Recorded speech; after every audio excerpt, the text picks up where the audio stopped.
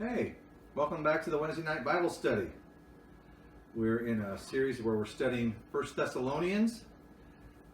This is the third installment. We're in chapter 2 already.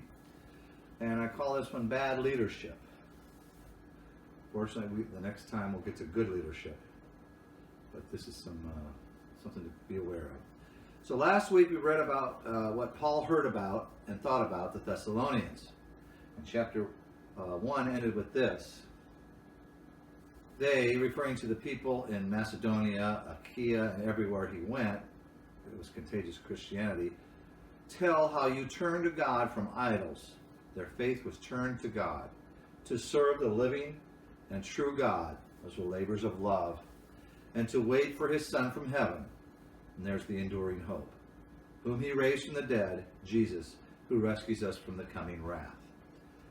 So the Thessalonians, as do we, had two purposes for their lives. One was to serve the living and true God, and secondly, to wait for his Son from heaven. Paul spent only a short time starting the Thessalonian church. Just a few weeks. 6 months to a year later, it was still thriving. From studying Paul's words in chapter 1, we came to the conclusion that it was due to the power of the Holy Spirit and the receptivity of the Thessalonians. Paul said in verse 6, they were imitators and were welcoming to the message. There's another part of the equation, and that's the leadership characteristics of Paul and his team. That's another factor in how the Thessalonians were able to commit to Christ so quickly. In the next verses, Paul recounts what happened. From it, we can learn many things about leadership. Don't think that, oh wait, I don't even need to listen to this one because I won't be a pastor or a minister of a church. But I think what we can learn here can be useful in both being discerning about our spiritual leaders, and it can apply to leadership in general, and it can be how to be a good spiritual leader ourselves in various contexts. We're all spiritual leaders, leading others to or growth in their faith. Besides church situations, we lead in our homes, workplaces, and among friends. So it's worth taking a look at. So let's begin in chapter 2. You know, brothers and sisters, that our visit to you was not a failure. Brothers and sisters, that word adelphoi, Paul used this term 15 times in this one relatively short letter. Paul did not claim superiority over the Thessalonians. He recognized the equality of all the redeemed in the sight of God. He called them his brothers and sisters. His visit was not a failure, he says. The visit being his spending the 3 Sabbaths in Thessalonica, starting a church. Not a failure is usually translated not in vain. So our visit to you was not in vain, you might hear as a translation. The Greek word for failure or vain is hollow, empty, wanting in purpose and earnestness. So he was saying that's not the case. Paul's visit had purpose. It had meaning. It was real. It was substantial. Okay, we continue. We had previously suffered and been insulted in Philippi, as you know, but with the help of our God, we dare to tell you his gospel in spite of strong opposition. And remember we talked about that. They left Philippi after being stripped, beaten, and thrown in prison. And then a miracle happened where they escaped prison. Did Paul feel as a leader he was no longer qualified or worthy? No.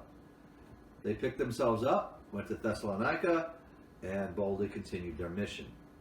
So we can learn a couple things here about perseverance and not giving up. A leader doesn't wait for or only act in ideal circumstances. If Paul had waited for a perfect situation, we wouldn't be sitting here.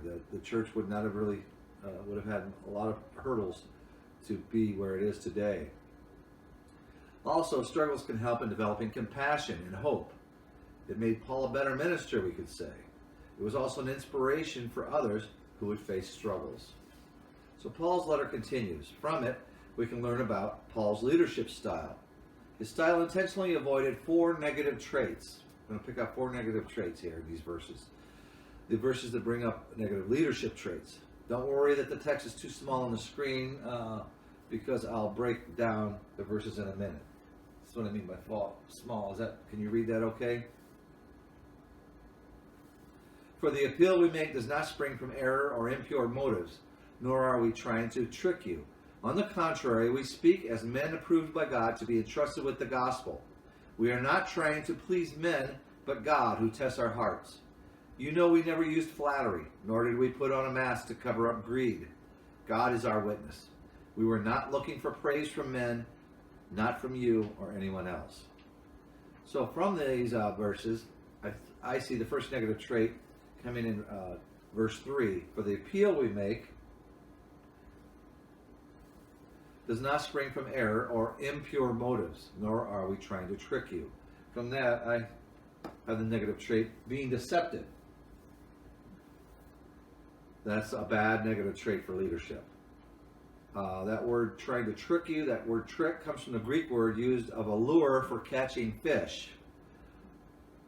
So that's even more appropriate for having impure motives, trying to trick you. Paul didn't offer schemes, no money-back guarantees, no empty promises. The problem with deception and trickery is people can be good at it. It's wise to be discerning, you and I, to avoid getting caught up in someone's deception. It can be a long-term turnoff to Christianity when someone sees through it. In our leadership roles, we must not come across as trying to trick others. The positive would be a person of integrity. What do we have next? From the next verse, verse 4, we read, on the contrary, we speak as men approved, shown by testing to be genuine, by God to be entrusted with the gospel. We are not trying to please men, but God who tests our hearts. So what is the negative here? Being a people pleaser. We all want to be liked, right? And it's good to get along with people. But all leaders run into tough situations, and it may be easier to sit on the fence, or maybe easier to hedge the truth. Maybe easier to just say what we think people want to hear. Maybe it's to keep peace or avoid criticism. We might use that as rationalizations. But it's truth that suffers, and the truth is what's needed. The next verse has a negative trait that we could consider as a separate one. You know we never use flattery, nor did we put on a mask to cover up greed. God is our witness. We never use flattery. I say it could be a separate one, but I'm not counting that because to me that's both people-pleasing and deception thrown together, flattery. If a leader gets a reputation of being a people-pleaser or a flatterer, his or her respect and his or her objectives suffer. For Christ, the message suffers. To use flattery. A good question to ask is, would God be pleased with this kind of leader? We're here on earth to please God, right? It's something to think about. In our desire to please God, we may displease Him in how we go about it. Pleasing God doesn't mean thumbing our noses at people or beating them over the head with the truth. Either of these can cause more harm than good. I think of it as pleasing God while being pleasing to people would be the ideal. Now, verse 5 brings up another negative. We read, you know we never use flattery, nor did we put on a mask to cover greed. God is our witness. So what's the negative?